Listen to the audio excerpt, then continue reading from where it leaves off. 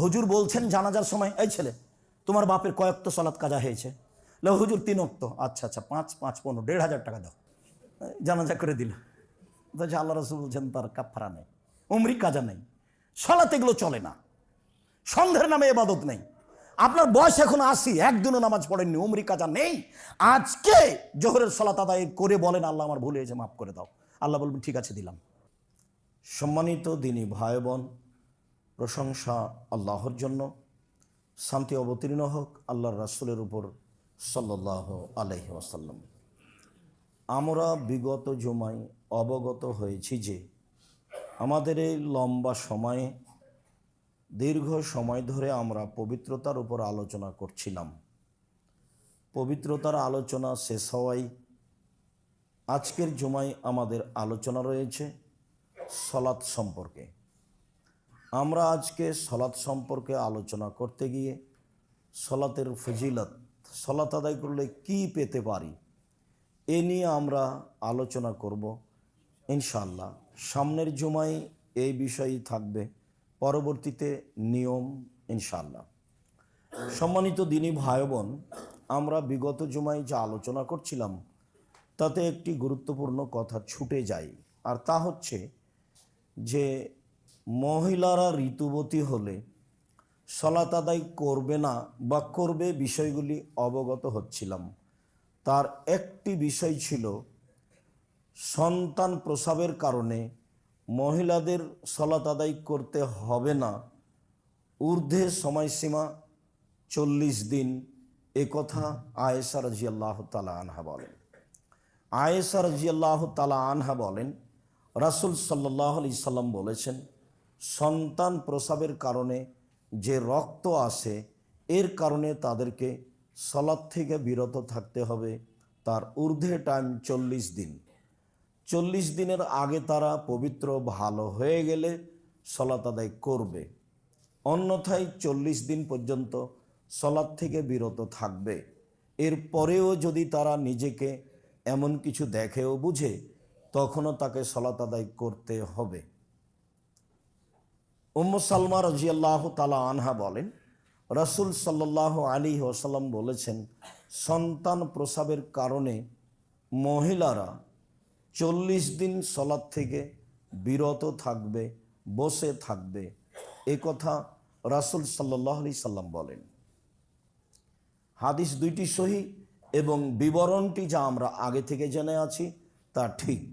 তবে 40 দিন পার হলে এই রোগ, এই ব্যাধি বা এই রক্ত আর গ্রহণীয় হবে না, তখন তাকে সলাত আদায় করতে হবে। আমরা একটা অংশ অবগত হচ্ছিলাম খুব ভালোভাবে যে হিন্দুরা নারীদের দাম দেয়নি, ইহুদি দেয়নি, খ্রিস্টান দেয়নি। যাকে জাহেলিয়াতের যুগ বলা হয়েছে, আমাদের নবী আসার পূর্বের যুগ, তারাও নারীদের দাম দেয়নি। মর্মে আমরা পেশ করছিলাম আল্লাহ কিভাবে নারীদের দাম দিলেন, মুহাম্মদ সাল্লাল্লাহু আলাইহি সাল্লাম কিভাবে নারীদের দাম দিলেন। মর্মে বলতে গিয়ে একটি গুরুত্বপূর্ণ হাদিস আয়েশা রাদিয়াল্লাহু তাআলা আনহা থেকে ছিল।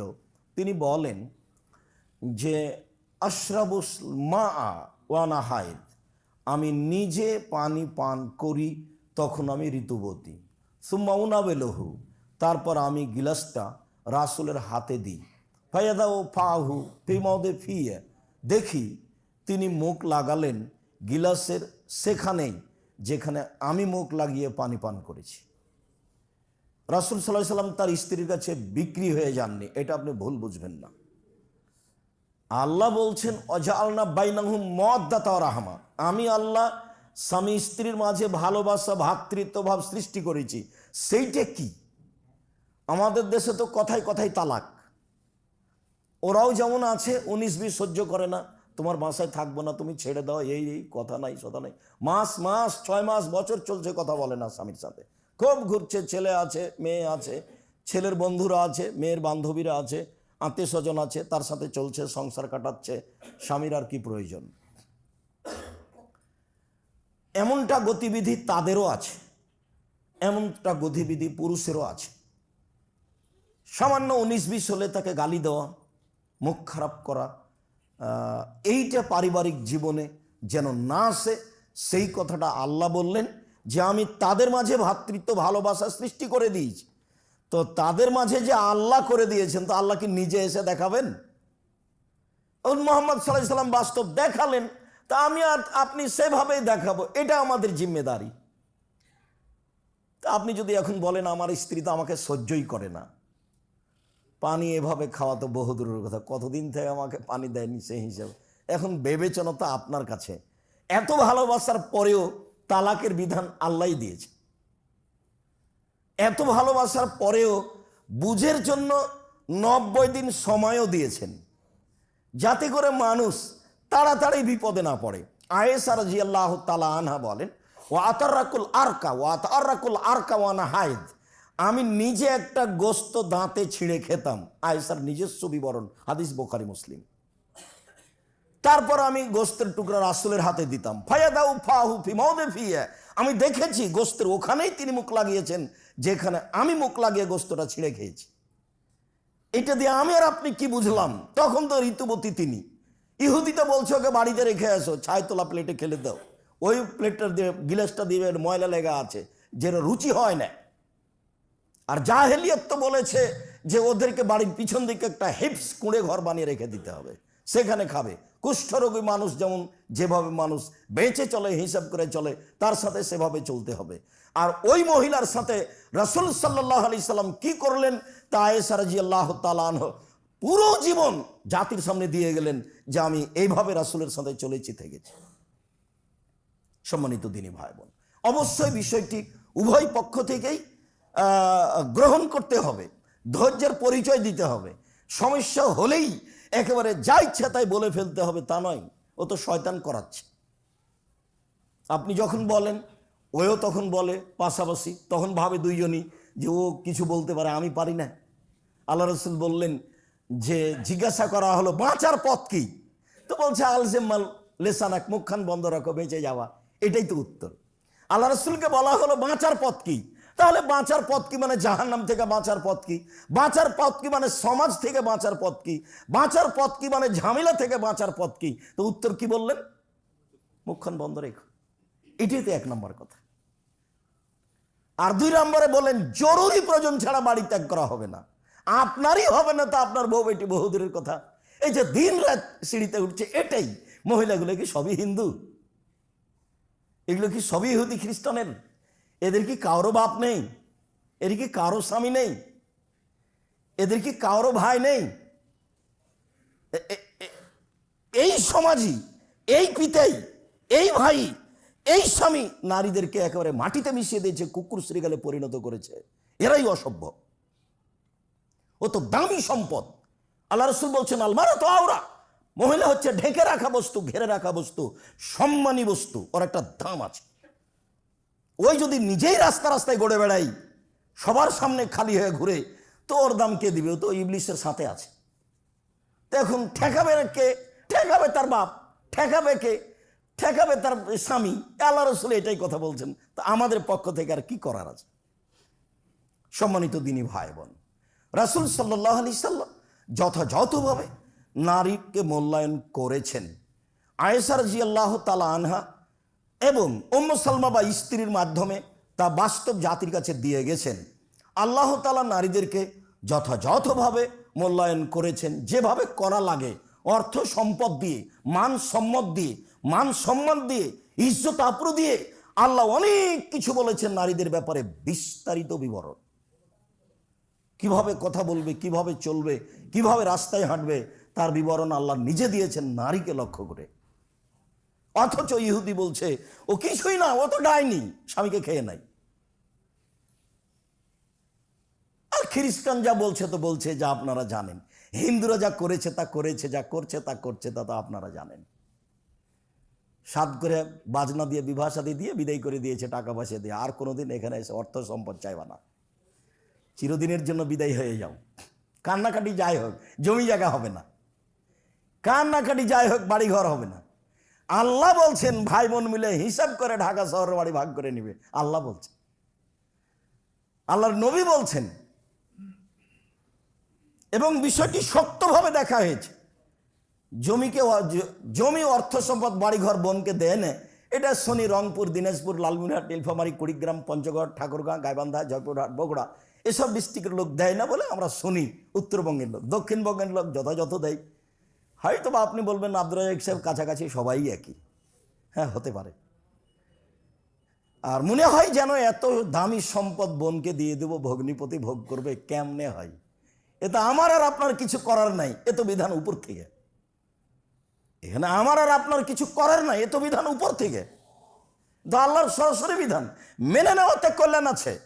তখন আমি ওই ছেলেটাকে বলেছি যে তোমার পিতাকে যদি আমি কুকুর শ্রীকালের চেয়ে খারাপ প্রমাণ করতে না পারি, জাতির সামনে আমি কোথায় বলবো না? তোমার দাদা মারা গেছে আজ থেকে 10 বছর আগে, এখন পর্যন্ত তোমার আব্বা তোমার ফুপুকে জমি বুঝিয়ে দেয়নি।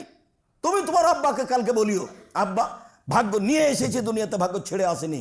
ভাগ্যে যদি জমিদারি থাকে জমিদারি করে খাবো, ভাগ্যে যদি ভিক্ষা করা থাকে ভিক্ষা করে খাবো। ফুফুর জমি খেয়ে বাঁচতে রাজি নয়। আমি কি ভাগ্য ছেড়ে এসেছি? না আব্বা, আমি তো ভাগ্য ছেড়ে আসিনি, আমি তো ভাগ্য নিয়েই এসেছি। আর আপনারা তার জাজল্য প্রমাণ 2 বছর 5 বছর আগে দেখিয়েছিলাম। ও গাড়ি ঠেলতো, বেটা পিছন দিক থেকে ঠেলতো, আর বাপ ওই গরুর গাড়ির মতো চাকাওয়ালা সামনের দিক থেকে টেনে যেত, কাপড়ের বস্তা দেখি সে আজকে বিত্তশালী। এটাই তো পৃথিবী। সম্মানিত দিনী ভাই বোন, মহান আল্লাহ বলেন, হাফিযু আলা সলাওয়াত ওয়াস সলাতিল উস্তা। পৃথিবীর মানুষ, তোমরা 5 ওয়াক্ত সলাতকে গুরুত্ব সহকারে রক্ষা করো, বিশেষভাবে আসরের সলাত। যারা সরাসরি কোরআন হাদিস মানতে পারেনি তারা এরকম জায়গায় পিছিয়ে পড়ে গেছে। বিশেষভাবে আসরের সলাত মানে আসরের সলাতকে সময়ের সাথে সাথে পড়ার চেষ্টা করতে হবে। এটাই বেশি দামি সলাতের মধ্যে। কেন? এটা কাজের সাথে জড়িত। তখন মানুষ কাজে ব্যস্ত, তখন মানুষ আয় উপার্জনে ব্যস্ত। ফজরের টাইমে তো অত ব্যস্ত নয়, জোহরের টাইমে তো বিরতি আছে, মাগরিবের টাইমে তো কাজ বন্ধ হয়েছে, এসার পরে তো মানুষ ঘুমিয়ে যাবে। তাহলে সবচেয়ে ব্যস্ত মানুষ আসরের টাইমে, সেই সলাতকে মানুষ নিয়ে গেছে সূর্য ডোবার পূর্বে। প্রায় মসজিদে তাই, আপনার কিছু করার নেই। মহান আল্লাহ বলেন, পৃথিবীর মানুষ 5 ওয়াক্ত সলাতকে যথাযথভাবে আদায় করো, বিশেষভাবে আসরের সলাত। মহান আল্লাহ বলেন, কাদ আফলাহাল মুমিনুন আল্লাযীনা হুম ফি সলাতিহিম খাশিউন। যারা ভয় ভীতি নিয়ে নির্ধারিত সময়ে সালাত আদায় করে তারাই সফল হলো। এটা আল্লাহ বলছে। আবু হুরায়রা রাদিয়াল্লাহু তাআলা আনহু বলেন, রাসূল সাল্লাল্লাহু আলাইহি সাল্লাম বলেছেন, আউয়ালু মা ইউসআলুল আবদু ইয়াউমাল কিয়ামাস সালাহ। বিচারের মাঠে মানুষকে যখন তার জীবনের সব কর্ম সম্পর্কে জিজ্ঞাসা করা হবে, তখন আল্লাহর পক্ষ থেকে মানুষকে প্রথম যেটা জিজ্ঞাসা করা হবে সেটা সালাত। তবে কোন জায়গাতে বর্ণনায় আসবে প্রতিবেশী হক, মানুষের হক আমি কেমন আদায় করেছি, আপনি কেমন আদায় করেছেন, এ মর্মে যে বিষয়গুলিতে জিজ্ঞাসা হবে, জমি জায়গা দখল করা আর সব কিছু, পাড়া প্রতিবেশী ভাই বোন তার সাথে কেমন চলেছি, তখন প্রথম জিজ্ঞাসা হবে 2 প্রতিবেশী।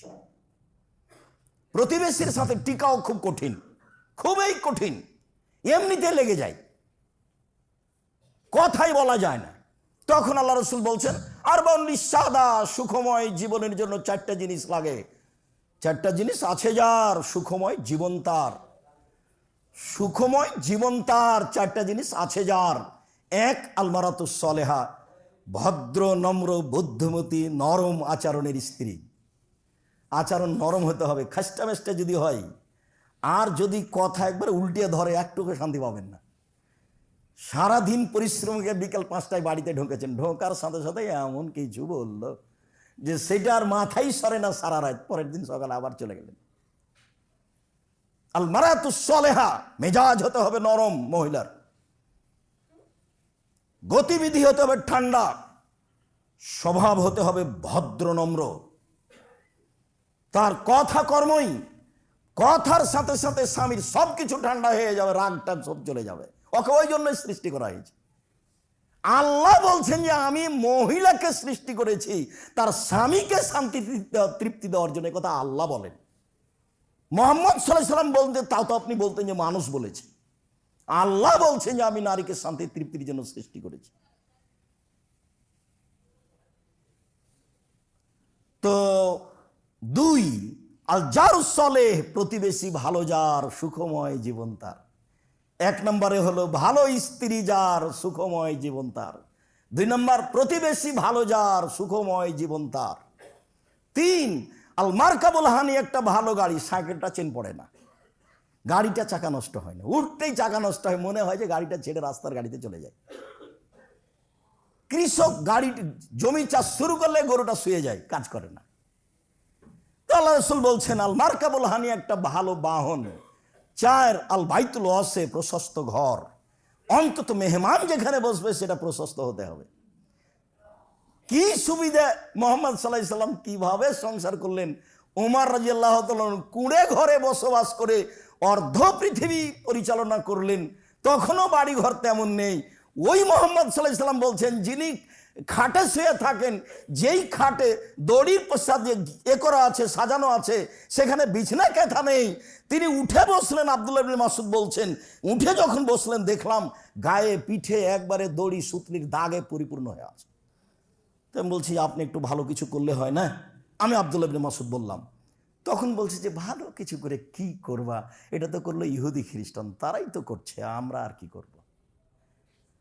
তখন বলছেন আব্দুল্লাহ ইবনে মাসউদ, কুন ফি দুনিয়া কান্নাকা গরীব, তুমি দুনিয়াতে থাকো তুমি যেন অপরিচিত, ও আবের সাবিলিন, তুমি যেন পথিক, আছি নেই। 3, উদ্দা নাফসাক মিন আহলিল কবরে, নিজেকে কবরের সদস্য ভেবো। 24 ঘন্টা ভাববে আমি কোথাকার সদস্য, কবরের সদস্য। বড় বড় সদস্য ভেবে লাভ নেই। এই কথা মুহাম্মদ সাল্লাল্লাহু আলাইহি সাল্লাম উত্তরে বললেন। তারপরেও তিনি বলছেন যে একটা প্রশস্ত ঘর লাগবে, মানে প্রশস্ত ঘরে জীবিকা নির্বাহ কি আছে, শান্তিপূর্ণ আছে, ভালো আছে। নইলে মুহাম্মদ সাল্লাল্লাহু আলাইহি সাল্লাম এভাবে কেমনে বলেন? আগেকার মানুষের, ধনী মানুষের বাড়িতে কাচারি ঘর থাকতো, বিশাল লম্বা কাচারি ঘর, ওখানে লোকজন আসতো বসতো। মুহাম্মদ সাল্লাল্লাহু আলাইহি সাল্লাম ওইটাই বলছেন, 4টে জিনিস আছে যার, সুখময় জীবন তার। 1, ভালো স্ত্রী। 2, ভালো প্রতিবেশী। 3, ভালো গাড়ি। 4, প্রশস্ত ঘর। এভাবেই বলছে। আবু হুরায়রা রাদিয়াল্লাহু তাআলা আনহু বলেন, মানুষকে প্রথম যেটা জিজ্ঞাসা করা হবে সেটা সালাত। এটা হলো আল্লাহর সাথে জড়িত বিষয়, যেগুলো সালাত আছে, সিয়াম রোজা আছে, হজ আছে, যাকাত আছে, তাসবিহ তাহলিল আছে, কোরআন তেলাওয়াত আছে, আল্লাহর সাথে জড়িত যেগুলো তার প্রথম জিজ্ঞাসা হবে সালাত। আর মানুষের সাথে জড়িত যেগুলো তার প্রথম জিজ্ঞাসা হবে 2 প্রতিবেশী। তারপরে আল্লাহ রাসূল বলেন, যার সালাত ঠিক হলো তার সব ইবাদত ঠিক, যার সালাত বাতিল হলো তার সব ইবাদত বাতিল। মানুষের ইবাদত নির্ভর করে তার সালাতের উপরে। সালাত যদি টিকে যায় সব ইবাদত টিকে গেছে, সালাত যদি না টিকে সব ইবাদত বাতিল হয়েছে। একাধিক দিন শুনেছি, আব্দুর রাজ্জাক বিন ইউসুফের মুখেই শুনেছি যে ইবাদতের জগতে সবচেয়ে দামি ইবাদত সিয়াম, রোজা। ইবাদতের জগতে সবচেয়ে শক্তিশালী ইবাদত হলো দান। দান ইবাদত এবং সবচেয়ে পাওয়ারফুল। হজ করে আপনি জান্নাত পেতে পারেন, কিনতে পারবেন না। আপনি সালাত আদায় করে জান্নাত পেতে পারেন, কিনতে পারবেন না। সিয়াম রোজা থেকে আপনি জান্নাত পেতে পারেন, আপনি কিনতে পারবেন না। দান করে আপনি জান্নাত কিনে নিতে পারেন। আল্লাহ বলছে যে আমি জান্নাত বিক্রি করেছি, ও টাকা পয়সার বিনিময়ে আমি বিক্রি করে দিয়েছি। তো আল্লাহ বলছেন, উনি বলছেন বিক্রির শব্দ, আল্লাহ নিজে। তা আমি আর আপনি কিনতে পারি কি করে? যেহেতু আল্লাহ বিক্রি করে দিয়েছেন, তা আমি আর আপনি কিনি, তাহলে পথেটে।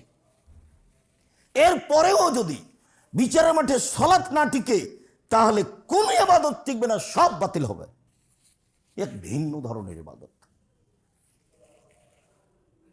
আনাস রাদিয়াল্লাহু তাআলা আনহু বলেন, রাসূল সাল্লাল্লাহু আলাইহি ওয়াসাল্লাম বলেছেন, as-salatu সালাসাতু আসলাসিন, সালাত 3 ভাগে বিভক্ত। আর তাহুরু সুলুসুন, ওযু হলো 3 ভাগের 1 ভাগ। রুকু সুলুসুন, রুকু হলো 3 ভাগের 1 ভাগ, অসজুদ ও সলসুন, সিজদা হলো 3 ভাগের 1 ভাগ। ফমান আদাহা বিহাক্কিহা কবিলাত সালাতুহু কবিলা সাইর আমালিহি, যদি সালাতের সব নিয়ম ঠিক ঠিক আদায় করে সালাত কবুল করা হবে, সব ইবাদত কবুল করা হবে। ওয়াইন রুদ্দাত আলাইহি সালাতুহু, সালাতের নিয়ম কানুনে যদি সালাত প্রত্যাখ্যান করা হয়, যা ইবাদত করেছে সবই বাতিল। এটা রাসূলের মুখের কথা। এই জন্য তাড়াহুড়া করে রুকু করা হবে না, এই জন্য তাড়াহুড়া করে সিজদা করা হবে না, এই জন্য তাড়াহুড়া করে ওযু করা হবে না।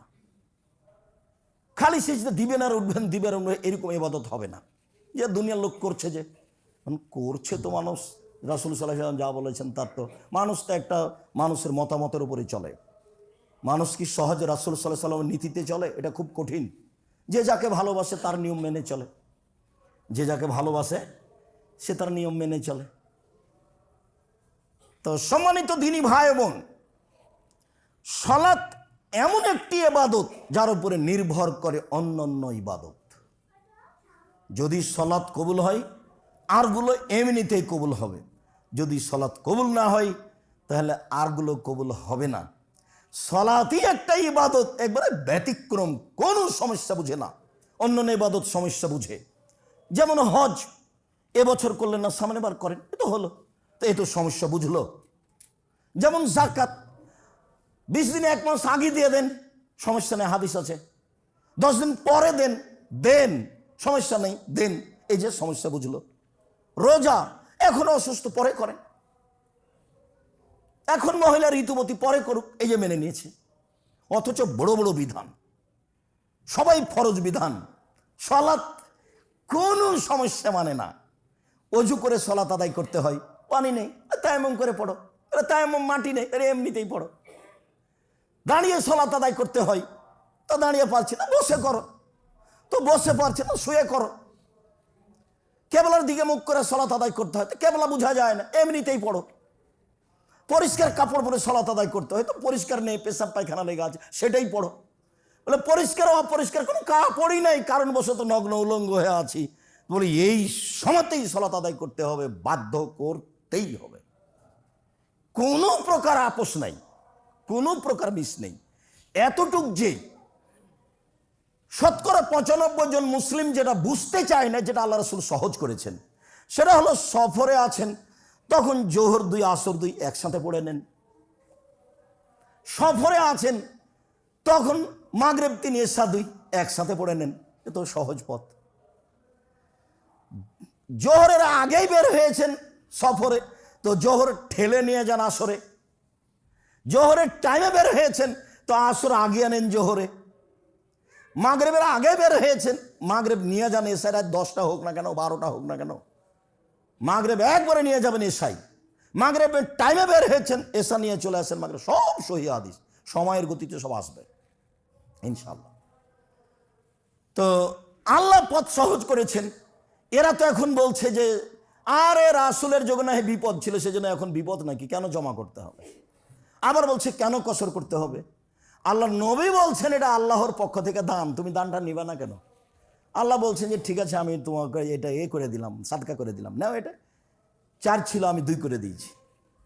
এটা আল্লাহর পক্ষ থেকে নেওয়া, যেটা দেওয়া হয়েছে, যেটা নেওয়া উচিত, এটাই সুন্নাত।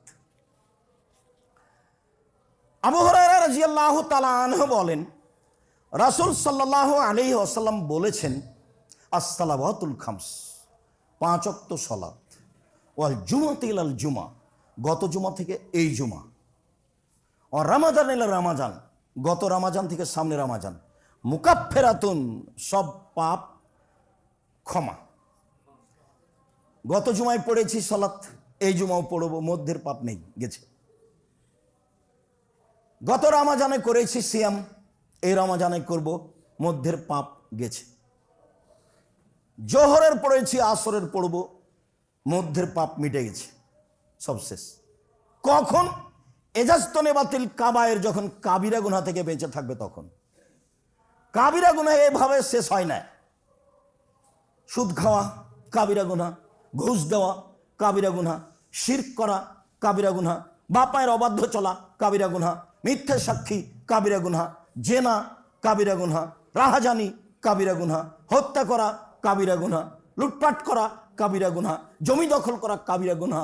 যাওয়ার সময় দেখবেন কে বড় ক্ষতিগ্রস্ত একটা বই আছে, সব যা আলোচনা আছে সবই কাবিরা গুনাহ। তো মানুষ যদি কাবিরা গুনাহ থেকে বেঁচে থাকে তাহলে মধ্যে যা হয়েছে তা মিটে যায়, মধ্যে যা হয়েছে তা মিটে যায়। তো কাবিরা গুনার জন্য কি করতে হবে? অনতপ্ত হয়ে আর করব না বলে স্বীকৃতি দিয়ে বলতে হবে আস্তাগফিরুল্লাহ ওয়া আতুবু ইলাইহি, বলতেই থাকতে হবে। মুসা আলাইহিস সালাম এক থাপড় দিয়ে তো মানুষ মারলেন, ফেরাউন তো যা বলল তা বললই। মুসা আলাইহিস সালাম প্রথমে ফেরাউনকে বললেন স্বাধীনতা ফিরিয়ে দেন, স্বাধীনতার খুব দাম আছে। একবারে গিয়েই মুসা আলাইহিস সালাম প্রথম বাক্য ফেরাউনকে বলছে স্বাধীনতা ফিরিয়ে দেন, মানে বনী ইসরাইলকে ছেড়ে দেন, দাস দাসী করে রেখেছেন কেন? তো এখন ফেরাউন কি বলবে? এখন ফেরাউন বলছে ও তোমাকে তো আমি লালন পালন করেছি, তুমি তো আমার মাঝে বহুদিন ছিলে, শিশুকালে আমি তোমাকে লালন পালন করেছি, যেগুলো করেছে সেগুলো এখন বলতে লাগলো।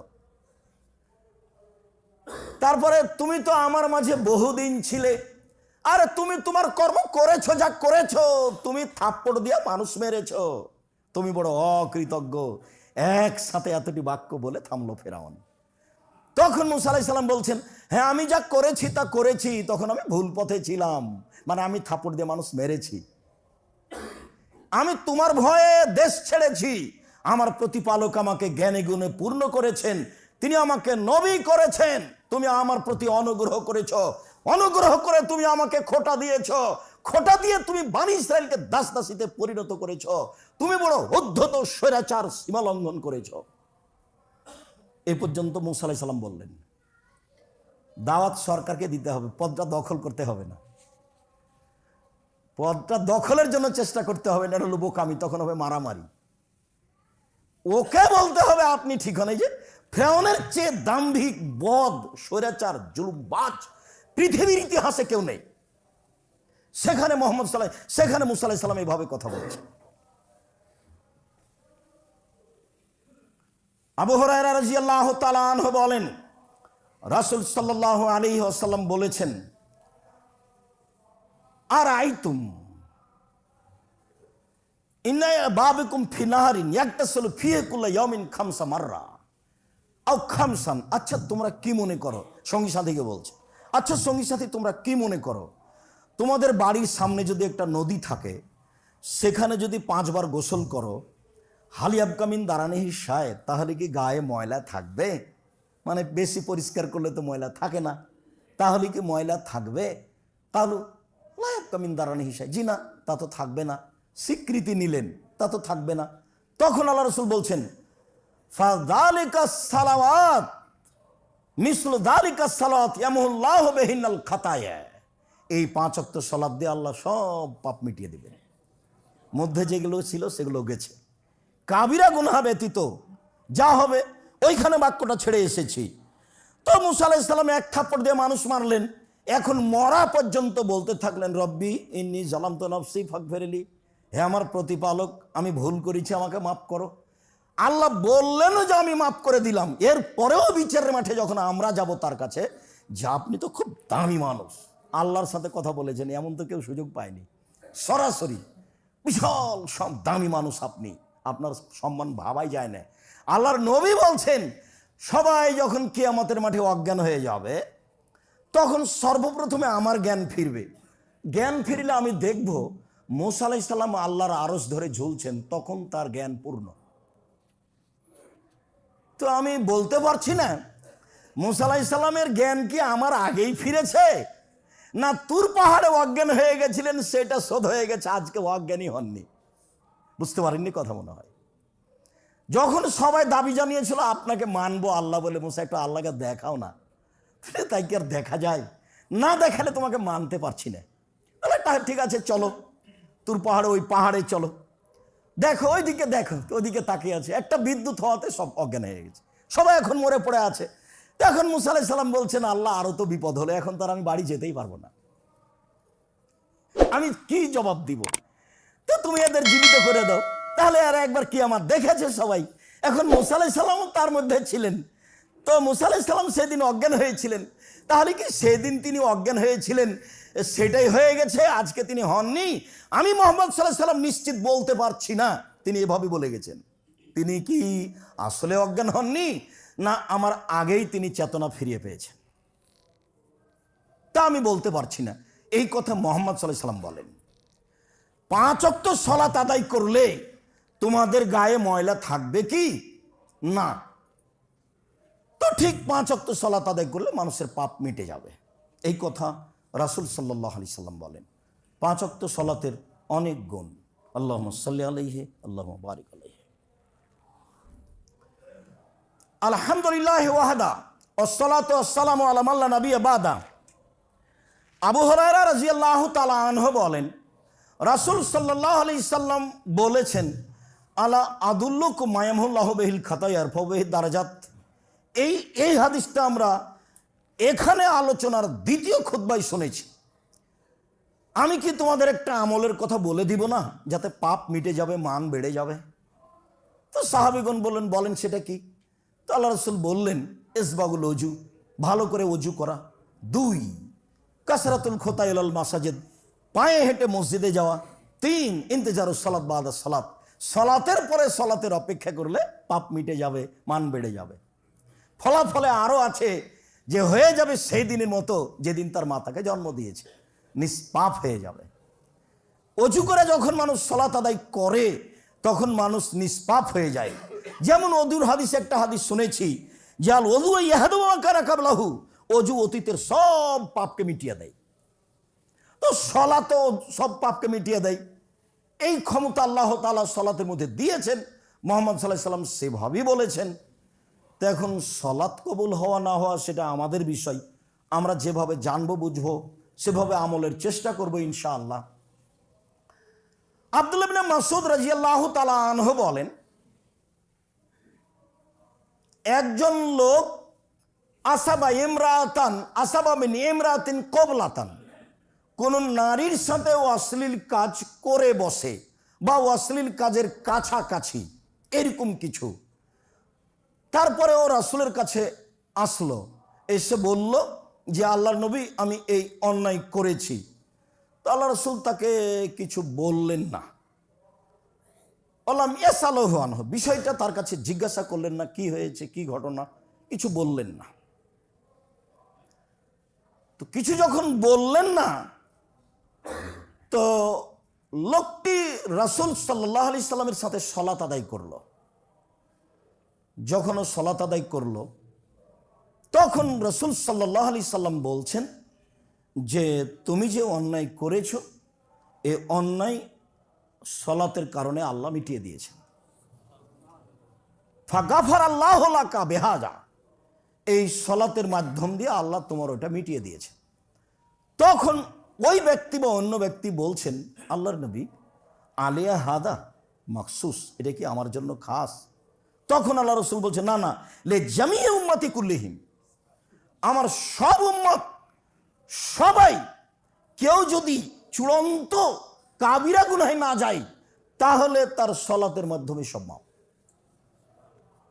আবার আনাস রাদিয়াল্লাহু তাআলা আনহু বলেন, যা রাজুলুন ইলা নবী সাল্লাল্লাহু আলাইহি সাল্লাম ওয়াকালা ইন্নী আশাদতু হাদ্দান ফাকিমহু আলাইয়া। একটা লোক এসে বলছে, আল্লাহ রাসূল আমি এমন একটা অপরাধ করেছি যাতে আপনাকে শাস্তি দিতে হবে, অতএব আপনি আমাকে শাস্তিটা দিয়ে ফেলেন। তখন আল্লাহ রাসূল তাকে কিছু বললেন না। ফাহাজারাতি সালাত, ইতিমধ্যে সালাতের টাইম হয়ে গেছে। ফাসাল্লামা নবী সাল্লাল্লাহু আলাইহি সাল্লাম, লোকটি রাসূলের সাথে সালাত আদায় করলো। সালাত আদায় সালাম ফিরতেই ফালাম্মা কাজা রাসূলুল্লাহ সাল্লাল্লাহু আলাইহি ওয়াসাল্লাম সালাতা, আল্লাহ রাসূল যেমনই সালাত শেষ করেছেন ফাঁকা মারা জুলো, লোকটি দাঁড়িয়ে গেছে সবার সামনে, দাঁড়িয়ে গিয়ে বলছেন যে ফাকিম আলাইয়াল হাদ, হে আল্লাহর নবী আপনি আমার প্রতি শাস্তি বাস্তবায়ন করুন। ফি কিতাবাল্লাহ, আল্লাহর বিধান আপনি আমার উপরে বাস্তবায়ন করুন। তখন আল্লাহ রাসূল তাকে বলছেন, আলাইসা কাদ সাল্লাইতা মা'ানা, কেন তুমি আমাদের সাথে সালাত আদায় করনি? হ্যাঁ আপনার সাথে, না হ্যাঁ আপনার সাথে আমি সালাত আদায় করলাম। তখন রাসূল সাল্লাল্লাহু আলাইহি ওয়াসাল্লাম বলছেন, কাদ গাফারাল্লাহু লাকা হাদ্দাকা, তুমি যেটা ভাবছো যে আমাকে শাস্তি দিতে হবে, আমি শাস্তির উপযুক্ত হয়েছি, সলাতের কারণে আল্লাহ সেটা মিটিয়ে দিয়েছে। হাদিস কিন্তু বুখারী মুসলিম। এখানে আরেকটা কথা উল্লেখ্য যে মানুষ পাপ করছে, করবেই স্বাভাবিক। মানুষই মানুষ যখন ফিরে আসবে কাউকে না বলে, তা আল্লাহ তার পাপ গোপন রেখে দিবেন, কিয়ামতের মাঠেও গোপন রাখবেন। তখন যখন মানুষ নিজেকে বুঝবে যে আমি পাপী, যখন নিজেকে বলবে আমি পাপী, স্বীকৃতি দিবে। ইউনূস আলাইহিস সালামের মতো। ইউনূস আলাইহিস সালামকে আল্লাহ অনুমতি দেননি, জনগণ তোমার কথা শোনে না বলতেই থাকো, তো জনগণের উপরে গজব আসবে এ কথা বলে আপনি পালিয়ে যান কেন? আল্লাহ তাআলা ইউনূস আলাইহিস সালামকে বলছে, আরে জনগণ আপনাকে মানেনি, তো মানেনি, সেই জন্য জনগণের উপরে গজব আসবে এ করে পালিয়ে যান মানে? তো নৌকায় উঠলেন, নৌকা আর চলে না, তো বলে কি ব্যাপার? তাহলে লটারিতে যার নাম আসবে তাকে পানিতে সাগরে ফেলে দিতে হবে। তো লটারিতে বারবার তার নামই আসে, এবং সবাই বলে এত ভদ্র নম্র মানুষ, তিনি তো নবী, তো তার নামই আসলো, ফলাফলে তাকে ফেলে দিতে হলো, মাছে খেয়ে নিল। তো উনি বললেন, লা ইলাহা ইল্লা আনতা সুবহানাকা ইন্নী কুনতু মিনাজ জালিমিন, আল্লাহ ছাড়া কোনো মাবুদ নাই, তোমার পবিত্রতা বর্ণনা করি, আমি অপরাধী। ক্ষমা চাইলেন কি? না, তো ক্ষমা চাননি। ক্ষমা চেয়েছেন আদম আলাইহিস সালাম, ক্ষমা চেয়েছেন মূসা আলাইহিস সালাম, কিন্তু ইউনূস আলাইহিস সালাম ক্ষমা চাননি, বললেন যে আমি অপরাধী। স্বীকৃতি দিবেন, স্বীকৃতি মানে আর করব না, স্বীকৃতি দিবেন, স্বীকৃতি মানে আর করব না, তখন আল্লাহ ক্ষমা ক্ষমা করতে থাকবেন। আবার হলে আবারও ক্ষমা করবেন, আবার হলে আবারও ক্ষমা করবেন। ও তো একাধিক দিন শুনেছি যে ইবলিস বলল, ঠিক আছে আমি আপনার রহমত থেকে চলে যাচ্ছি, আমার একটা কথা শুনতে হবে। কি কথা? কিয়ামত পর্যন্ত বেঁচে থাকার সুযোগ দিতে হবে। দিলাম। আচ্ছা, তাহলে আপনার সম্মানের কসম, আমার ইজ্জতের কসম, আপনার মর্যাদার কসম, কিভাবে আদমের ছেলে মেয়ে জান্নাতে যায় সেটা আমি দেখে ছেড়ে দেবো। ওর দেহে যতদিন শ্বাস আছে ওকে আমি পাপী করেই ছাড়বো। এটা তো ইবলিসের জিদ। কিয়ামত পর্যন্ত বেঁচে থাকবে, আপনার জন্য জানি মানি শত্রু। তখন আল্লাহ তাআলা বললেন, আচ্ছা ঠিক আছে, আদমের ছেলে মেয়ে যতবার আমাকে বলবে ভুল হয়েছে ততবার আমি ক্ষমা করে দেবো। উনি তো শক্তি প্রয়োগ করে ইবলিসের সামনে বললেন, আই যা তুই কিছু করতে পারবি না, এ তো বললেন না। তার মানে ইবলিস তার কর্মে বহাল থাকবে, ও হলো খোলাখলি শত্রু। সব সময় অন্যায়কে ভালো করে দেখাবে, একবারে যে জমি 3 বার বিক্রি করেছেন, 4র্থবারে যখন বিক্রি করতে যাবেন তখন ও শয়তান বলবে, হ্যাঁ ঠিক আছে করে ফেলো, সব সময় খারাপটাকে ভালো করে দেখাতে পারে। আদম আলাইহিস সালামের সামনে বলছে, আমি উত্তম উপদেশদাতা, আপনি আমার কথা শোনেন। সরাসরি যদি ইবলিস এসে বলে, থাকা হবে না এখানে, আল্লাহ আপনাকে ফাঁকি দিয়েছে, ধোকা দিয়েছে, এই কথাকে আর আদম আলাইহিস সালাম শুনবেন? তো নবী। এখন এসাই বলছেন, আমি উত্তম উপদেশদাতা, আমি হচ্ছি পৃথিবীতে সবচেয়ে বড় উপদেষ্টা, এই পৃথিবীতে সবচেয়ে বড় উপদেষ্টা, আমি উত্তম কল্যাণকামী, আমার কথা শোনেন আপনি। আল্লাহ আপনাকে জান্নাতে থাকতে দিবেন না, সেই জন্য ফল খেতে নিষেধ করেছেন, তারপর আর নেই। এখন স্ত্রী বলছেন, খাও না, খাও। কত বলে লোকটা, কসম করে বলে খাও না, এত শক্ত করে বলে। তা আদম আলাইহিস সালাম ভাবছেন, কেমন কথা হলো, আল্লাহ এখনই নিষেধ করলেন, এটা খেতে হবে, ভাবছেন। কিছুক্ষণ পরে আবার চলে এসে বলছে যে আমি উত্তম উপদেশদাতা, উত্তম ভালো, খায়ের শব্দ ব্যবহার হয়েছে কোরআন মাজিদে। আবার নাই, তখন বউ আবার বলছে, তখন খেয়ে ফেলেছেন। সবাই যখন বলে খেয়ে ফেলি, যেমন খেয়ে ফেলেছেন, তখন আল্লাহ বলছেন, না আমি তো এটা বলিনি, আমি তো নিষেধ করেছি। এবার তখন উনি তো বলতে লাগলেন, রব্বানা যালামনা আনফুসানা ওয়া ইল্লাম তাগফির লানা ওয়া তারহামনা লানাকুনান্না মিনাল খাসিরিন। আব্দুল্লাহ ইবনে মাসউদ রাদিয়াল্লাহু তাআলা আনহু বলেন, রাসূল সাল্লাল্লাহু আলাইহি সাল্লামকে আমি জিজ্ঞাসা করলাম যে আইয়ুস সালাতে আহাব্বু ইলাল্লাহ, আইয়ুল আমালে আহাব্বু ইলাল্লাহ, আমলের মধ্যে সবচেয়ে প্রিয় আমল আল্লাহর কাছে কোনটা, এটা জিজ্ঞাসা। এবার উত্তর দেখেন, হাদিস কিন্তু বুখারী মুসলিম। as-salatu li-waqtiha, সালাতকে নির্ধারিত সময়ে আদায় করা আমলের জগতে সবচেয়ে উত্তম আমল। খালি 5টার সময় আজান দিয়ে আসর পড়লেই হবে? সূর্য ওঠার সময় আজান দিয়ে ফজর পড়লেই হবে? সূর্য ডুবার পরপরই একটু পরই আজান দিয়ে এশা পড়লেই হবে? এশার সলাৎ যত দেরি হবে তত নেকি বেশি আছে। মাগরিবের সলাৎ যত তাড়াহুড়া করে নির্ধারিত সময় হবে তত বেশি নেকি আছে। আসরের সলাৎ যত একবারে নির্ধারিত সময়ের উপরে হবে তত নেকি বেশি আছে। এ তো বিধান, এ তো আর একজনকে মেনে চলা। আসলে কিছু নয়, কিন্তু আসলে হলো এই যে ইউনূস আলাইহিস সালামকে স্বীকৃতি দিতে হবে। আসলে হলো এই যে আপনাকে মেনে নিতে হবে। জি, নবী বলেছেন, মেনে নিলাম।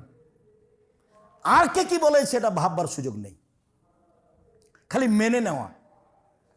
সালাত তো আমাকে 5টার সময় আসরের পড়াই লাগলো, তো এখন সেইটা পড়তে চাচ্ছি 3টে, 3:15, 3:30টায়। তো সেটা আল্লাহ রাসূল বলছেন, জিজ্ঞাসা হলো সবচেয়ে উত্তম আমল কোনটি? তখন উত্তর কি আসলো? সালাতকে তার নির্ধারিত সময়ে আদায় করা। হাদিস বুখারী মুসলিম। আমি আবার জিজ্ঞাসা করলাম, সুম্মামান, বলেন তারপর কোনটা? তখন তিনি বললেন, বিররুল ওয়ালিদান, পিতামাতাকে মেনে নেওয়া। আমলের জগতে সবচেয়ে প্রিয় আমল হলো পিতামাতাকে মেনে নেওয়া। 3। আমি আবার জিজ্ঞাসা করলাম তারপরে? তিনি বললেন, আল জিহাদু ফি সাবিলিল্লাহ, আল্লাহর পথে জেহাদ করা। তো আল্লাহর পথে জেহাদ তো আসলে আমরা বাস্তব দেখতে পাই না। কেতাল পার্টি রাতে রাতে মানুষ মেরে দিয়েছে, ওরা বলছে আমরা মুজাহিদ। এটা তো নয়। ঘুমের ঘরে মানুষকে মেরে দেওয়া, তো এটা তো জেহাদ নয়। আমরা কে বড় লাভবান পাই বিস্তারিত লিখেছি, বইয়ের নাম কে বড় লাভবান। তাতে কোনটা জেহাদ কোনটা কেতাল তা আমরা বিস্তারিত দেখেছি, যা লিখেছি সেটা যাওয়ার সময় দেখবেন।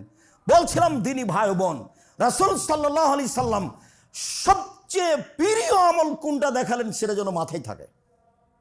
as-salatu li ওয়াক্তিহা, সালাতকে তার সময়ে আদায় করা। শেষ টাইমে আদায় করে বলবেন যে বুজুর্গানে দিনে বলেছেন এটা হবে।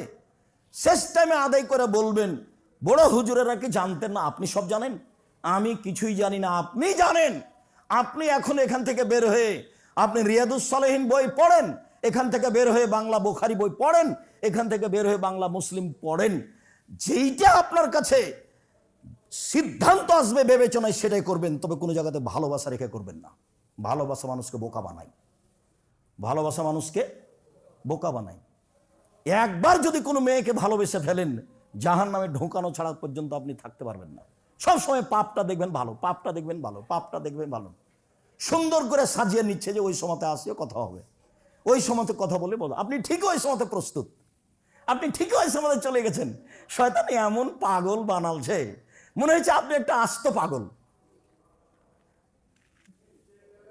এটা ইবলিসের কাজ, ও তো আদা করে নিয়েছে আসলে আল্লাহর সামনে। ভেবে চলা ছাড়া তো আপনি ভালোবাসা দিয়ে কাজ করলে নির্ধারিত সময়ে সালাত আদায় করতে পারবেন না। জাবের রাদিয়াল্লাহু তাআলা আনহু বলেন, রাসূল সাল্লাল্লাহু আলাইহি সাল্লাম বলেছেন, বাইনাল আবদি ওয়া বাইনাল কুফরি তারকুস সালাহ, সালাত আদায় করে যে সে মুসলমান, সালাত আদায় করে না যে সে কাফের। হাদিস মুসলিম। জাবের রাদিয়াল্লাহু তাআলা আনহু বলেন, রাসূল সাল্লাল্লাহু আলাইহি সাল্লাম বলেছেন, আল আহাদুল্লাযী বাইনানা ওয়া বাইনাহুম, আমাদের মাঝে আর ইহুদি খ্রিস্টানদের মাঝে ওয়াদা অঙ্গীকার যেটা, আমাদের মাঝে আর ইহুদি খ্রিস্টানদের মাঝে তফাত যেটা, সেটা হলো সালাত। ওরা সালাত আদায় করে না, আমরা করি। ওরা সালাত আদায় করে না, আমরা করি। এই হলো সালাত। উবাদা ইবনে সামিত রাদিয়াল্লাহু তাআলা আনহু বলেন, রাসূল সাল্লাল্লাহু আলাইহি ওয়াসাল্লাম বলেছেন, আস-সালাওয়াতুল খামস, 5 ওয়াক্ত সালাত, ইফতারাদাহুন্না আল্লাহু তাআলা, আল্লাহ এটা ফরজ করেছেন। মান আহসানা ওযুহুন্না, কোন ব্যক্তি যদি সালাতের ওযুকে সুন্দর করে করে, ও সাল্লাহুন্না লিওয়াক্তিহিন্না, সালাতকে তার যদি নির্ধারিত সময়ে আদায় করে, কথাটা কিন্তু বারবার আসছে। ফাসাল্লাহুন্না লিওয়াক্তিহিন্না, সালাতকে তার যদি নির্ধারিত সময়ে আদায় করে, ইন্নাস সালাতা কানাত আলাল মুমিনিনা কিতাবাম মাওকুতা, নিশ্চয় সালাত মুমিনের উপরে নির্ধারিত সময় লেখা আছে, আল্লাহ বলছেন। এখন আল্লাহ নবী বলছেন তাকে যদি নির্ধারিত সময় আদায় করে, তারপরের বাক্যটা শোনেন, ওয়া আতাম্মা রুকুহুন্না ওয়া খুশুহুন্না, রুকু সিজদাটা ঠিক ঠিক করে, ভীতিটা ঠিক ঠিক দেখায়। অমনোযোগী হয়ে সালাত আদায় করলে হবে? 20 রেখাত তারাবি পড়ছেন, 10 রেখাতের পরে মাথায় হাতে বলছেন আল্লাহ আরো 10 আছে, কখন যে হবে। বিরক্তির শেষ নাই। আর সিজদা দিলেন আর উঠলেন, দিলেন আর উঠলেন। কেরাত কমিয়ে দেন, কেরাত পড়েন অল আসর ইন্নাল ইনসানা লাফি খুসর ইল্লাল্লাযিনা আমানু ওয়া আমিলুস সালিহাত ওয়া তাওয়াসাউ বিল হক ওয়া তাওয়াসাউ বিস সাবর। বাস রুকুতে চলে যান, রুকু ঠিক মতো করবেন, এবারে চাঙ্গা করে সুন্দর করে, সময় আসলে বিস্তারিত বলবো ইনশাআল্লাহ। সিজদা সুন্দর করে করেন, একবারে চাঙ্গা করে সুন্দর করে সিজদা করবেন। তারপরে আত্তাহিয়াত পড়ে সালাম ফিরে দেন, যদি না সময় থাকে দুরুদ পড়ে সালাম ফিরে দেন। সময় থাকলে পড়তেই থাকেন একবারে রব্বির হামহুমা কামা রাব্বায়ানি সাগীরা পর্যন্ত, যা আছে মুখস্থ সালামের পরে সব বলেন। সময় নাই, আত্তাহিয়াত দুরুদ পড়েই সালাম ফিরে দেন। কিন্তু আপনি রুকু এবং সিজদায় দুর্বলতা দেখাতে পাবেন না, এটা নিষেধ, কঠিনভাবে নিষেধ। সুন্দর করে আদায় করলো, ভয় ভীতি নিয়ে করলো। এখন আল্লাহ রসুল বলছেন কান আল্লাহ আল্লাহ আহাদুন, এবার আল্লাহর সাথে আমার একটা চুক্তি হয়ে গেল। যখন আমি সুন্দর করে রুকু সিজদা করলাম, তখন আল্লাহর সাথে আমার একটা চুক্তি হয়ে গেল যে এক ফেরাল্লাহ, আল্লাহ তাকে ক্ষমা করে দিবেন। বাস, আল্লাহর সাথে চুক্তি ফাইনাল হয়ে গেছে, তিনি ক্ষমা করে দিবেন। আমার সাথে তো আর মুখামুখি চুক্তি হবে না। আল্লাহ তোমাকে বলবে না, হ্যাঁ ঠিক করে রুকু করো, জি করলাম, ঠিক করে সিজদা করো, জি করলাম, হ্যাঁ সালাম ঠিক করে করো, ব্রেক করলাম, আচ্ছা ঠিক আছে, এই যে হাতে হাত মিলাও, চুক্তি হয়ে গেল, জান্নাতে যাওয়া। এভাবে কি হবে আল্লাহর সাথে চুক্তি? আল্লাহ নবী বলছেন যে রুকু সিজদা ঠিক ঠিক আদায় করলো, ভয় ভীতি নিয়ে সালাত আদায় করলো, কানা লাহু আলাল্লাহি আহাদুন, তার জন্য আল্লাহর সাথে চুক্তি হয়ে গেল, ইয়াগফিরুল্লাহু, আল্লাহ তাকে ক্ষমা করে দিবেন। এটা আল্লাহ রাসূল বলছেন। ওমাল্লাম ইয়াফাল, যেভাবে করে না, ফালাইসা লাহু আহাদুন আলাল্লাহি, তার সাথে আল্লাহর চুক্তি নেই। ইনশা আযাবাহু, চাইলে আল্লাহ এখন শাস্তি দিবেন, ও ইনশা গাফার, আল্লাহ চাইলে তাকে ক্ষমা করে দিবেন। আর চুক্তি নাই, কি করবেন সেটা আল্লাহর ব্যাপার। আর যদি আমি ঠিক ঠিক সালাত আদায় করি সময় মতো, তাহলে আমার তার সাথে কি হয়ে গেছে? চুক্তি হয়ে গেছে, মুখামুখি তার সাথে কোনো কথা হয় না। এখন মুহাম্মদ সাল্লাল্লাহু আলাইহি ওয়াসাল্লাম বলছেন যে মসজিদ আল্লাহর ঘর, আমি যে মসজিদে বসতে চাচ্ছি, যার যে মালিক তার কাছে অনুমতি নাও। কিভাবে নিব? আমি তো আর বলতে পারি না আল্লাহ আমি আপনার ঘরে বসতে চাচ্ছি, এটা কি হবে? তো হবে না, তো হবে না, তো আপনি কিভাবে করবেন? অনুমতি নেবেন। 2 রাকাত সালাত, 2 রাকাত সালাত আদায় করেন, অনুমতি হয়ে গেছে। এটাই বিধান। মুহাম্মদ সাল্লাল্লাহু আলাইহি ওয়াসাল্লাম বলছেন, তার সাথে জিবরাইলের সাথে আমার আপনার কথা হয় না। আয়েশা রাদিয়াল্লাহু তাআলা আনহা বলছেন, আল্লাহর নবী আমাকে বলছেন, আয়েশা হাজা জিবরাইল ও ইকুরেকা সালামা, আয়েশা এই যে জিবরাইল তোমাকে সালাম দিল, এই যে জিবরাইল। একসাথে 2 জন আছেন, এক খাটের উপরে, এক বিছানে, এক ল্যাপের নিচে 3 জন। মুহাম্মদ সাল্লাল্লাহু আলাইহি ওয়াসাল্লাম, আয়েশা রাদিয়াল্লাহু তাআলা আনহা, জিবরাইল আলাইহিস সালাম, এক বিছানে, এক খাটের উপরে, এক ল্যাপের নিচে 3 জন। এখন মুহাম্মদ সাল্লাল্লাহু আলাইহি ওয়াসাল্লাম বলছেন, আয়েশা এই যে জিবরাইল তোমাকে সালাম দিল।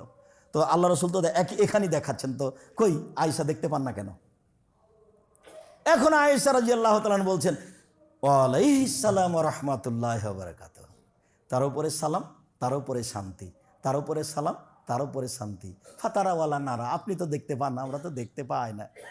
জিবরাইল তো আমাদের দেখতে পান, আমরা তো দেখতে পাই না। আপনি তো দেখতে পান, আমরা তো দেখতে পাই না।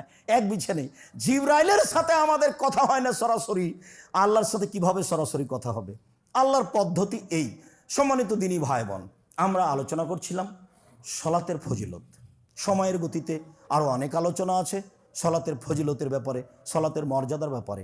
আপাতত আজকের মতো এই পর্যন্ত বলে আমি আপনাদেরকে আন্তরিকভাবে অনুরোধ জানাচ্ছি যে ভুলেও কখনো তাড়াহুড়া করে সালাত আদায় করবেন না। তাড়াহুড়া দেখাবেন কোন জায়গায়? কিরাত। মনে থাকবে না মনে হয়? আরও যদি তাড়াহুড়া দেখাতে চান তাহলে আসেন, সূরা ফাতিহা পড়ার পরে বলবেন কাফ, রুকুতে চলে যান, এক আয়াত হয়ে গেছে। কাফ, এক আয়াত হয়ে গেছে। এক আয়াত হয়ে যায়নি? এক আয়াত হয়ে গেছে, দেখেন আয়াত দেওয়া আছে। আর না হলে বলেন মুদহাম্মাতান, এক আয়াত হয়ে গেছে। মানে আপনার ব্যস্ততার কথা আমি বলছি। আসর দিয়ে যদি না হয়, কাউসার দিয়ে যদি না হয়, তাহলে সূরা ফাতিহার পরে ওটাই যান, যে রুকুতে চলে যান। কিন্তু রুকু সিজদায় তাড়াহুড়া করতে পাবেন না। রুকু সিজদাকে তার স্থানে সুন্দর করে বহাল রাখতে হবে।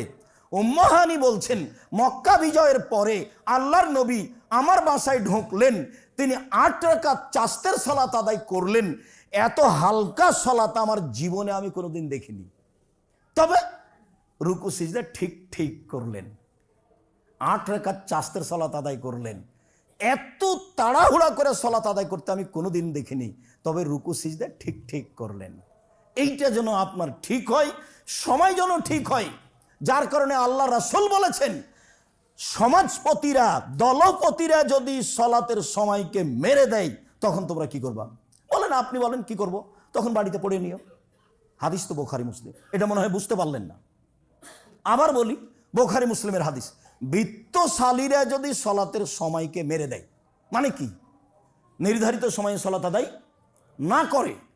সমাজপতিরা যদি নির্ধারিত সময়ে সালাত আদায় না করে, নির্ধারিত সময় যদি মেরে দেয়, তাহলে কি করবা? তখন সাহাবীগণ বলছেন, বলেন কি করব? আরে বাড়িতে পড়ে নিও। তারপর মন চাইলে তাদের সাথে জামাতে পড়তে যায়। তখন যেটা হয়ে গেছে সেটা ফরজ, যেটা এখন হবে সেটা নফল। মন না চাইলে যায়ও না। হাদিস তো বুখারী মুসলিম। বাড়িতে পড়ার অনুমতি দিচ্ছেন, আপনি প্রয়োজনে আসর পড়েন বাড়িতে, ফজর পড়েন বাড়িতে। এর অর্থ এই নয় যে আপনি তার সাথে 5টায় সালাত আদায় করবেন, এটা হতেই পারে না। এই নয় যে আপনি সূর্য ওঠার সময় পূর্ব আপনি সালাত আদায় করবেন, এটা হতেই পারে না। আমি তো এটা বললাম, আপনার তো বিবেচনা আছে। মাছ দিয়ে ভাত খেলে আপনি কাঁটা ফেলে খান, কাঁটা সহ খান না। আর ঢাকা শহরে 1 শতক জমি কিনলে তার যে কত কাগজ, 22, 62, 72 জমি জরিপ আছে কিনা, এই আছে কিনা, সেই আছে কিনা, খারিজ আছে কিনা, সব দেখেন। আর রাসূলের বিধানটা পরকালের জন্য করবেন, এটা একটু দেখা লাগবে না? আব্দুল রাজ্জাক সাহেবের কথা ছেড়েই দিলাম। আমি তো মানুষ, আমি তো বিবেচনা করে দেখতে পারি। আপনি বিবেচনা করে দেখবেন, এটাই ঠিক। ইবাদতের জগতে সবচেয়ে দামি ভিন্ন ধরনের ব্যতিক্রম ইবাদত, যেই ইবাদতের কোনো আপোষ নাই, পৃথিবীতে কোনো আপোষই নাই, পড়তেই হবে। মানুষের জীবনে সবচেয়ে গুরুত্বপূর্ণ, সবচেয়ে ব্যতিক্রম ইবাদত হলো সালাত, যার সাথে কিয়ামত পর্যন্ত, তার বয়স শেষ হওয়া পর্যন্ত আপোষ করতে পারবে না, যার জরিমানা নেই। হুজুর বলছেন জানাজার সময়, এই ছেলে, তোমার বাপের কয়েক তো সালাত কাজা হয়েছে? হুজুর 3 ওয়াক্ত। আচ্ছা আচ্ছা, 5, 5, 15, 1,500 টাকা দাও। জানাজা করে দিল। আল্লাহ রাসূল বলছেন তার কাফারা নেই, উমরি কাজা নেই, সালাত এগুলো চলে না। সন্ধ্যের নামে ইবাদত নেই। আপনার বয়স এখন 80, একদিনও নামাজ পড়েননি, উমরি কাজা নেই। আজকে জোহরের সালাত আদায় করে বলেন, আল্লাহ আমার ভুল হয়েছে, মাফ করে দাও। আল্লাহ বলবেন, ঠিক আছে দিলাম।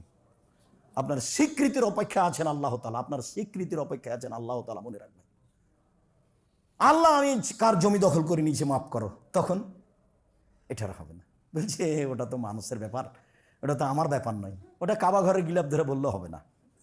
যার করেছে তার সাথে কথা শেষ করে আসে, ক্ষমা তার কাছে নিয়ে আস। আমার সাথে যেগুলো জড়িত, সুদ খেতে খেতে একবারে ব্যাংক ব্যালেন্স পূর্ণ হয়ে আছে, কোটি কোটি টাকা, আজকে বলছে যে আজকে আর থেকে আমি সুদ খাবো না, বন্ধ করলাম, আমাকে মাফ করো। ঠিক আছে, করলাম। আপনার স্বীকৃতি যেমন ঠিক আছে তেমন, বুঝেননি কথা?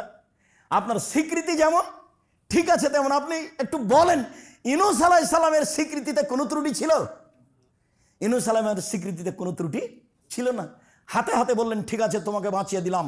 পৃথিবীর যে কোনো মানুষ এই কথা বলবে, আমি তাকে বাঁচিয়ে দেব কিয়ামত পর্যন্ত। সম্মানিত দিনী ভাই বোন, অবশ্যই আলোচনা মেনে চলার চেষ্টা করবেন, আল্লাহ কবুল করুক। অবশ্যই দানের হাতটা প্রশস্ত করবেন, খালিভাবে যেন কোটাটা পার না হয়, এটা খুব ভালোভাবে মনে রাখবেন। যারা কর্মচারী আছি তারাও, যারা এখানে ছাত্র আছি তারাও, যারা শিক্ষক আছি তারাও, সবাই ভালো হবে আপনার জন্য, আমার জন্য।